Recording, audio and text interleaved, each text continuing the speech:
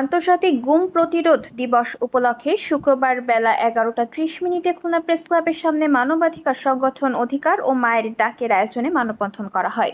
অধিকারের সভাপতি সাংবাদিক নেতা নুরুজ্জামানের সভাপতিত্বে সাংবাদিক রফিকের সঞ্চালনায় বক্তব্য রাখেন দৈনিক সংগ্রামের bureau chief Abdur Razzak Rana, advocate Mominur Rahman, Rafiqul Islam Moti, Bashir Ahmed, Raju Howlader প্রমুখ। নিখোঁজ হয়ে যাওয়া মানুষদের স্মরণে এবং গুমের বিরুদ্ধে সচেতনতা গড়ে তুলতেই প্রতি বছর আগস্টের শেষ শুক্রবার দিবসটি পালনের ঘোষণা দেয় জাতিসংঘ।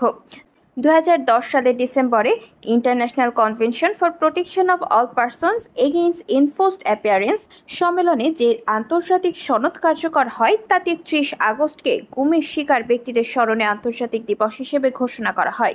দিবসটি উপলক্ষে গুম হওয়া ব্যক্তিদের স্বজনদের সংগঠন মায়ের ডাক সহ বিভিন্ন সংগঠন নানা কর্মসূচির আয়োজন করেছে খুলনায়।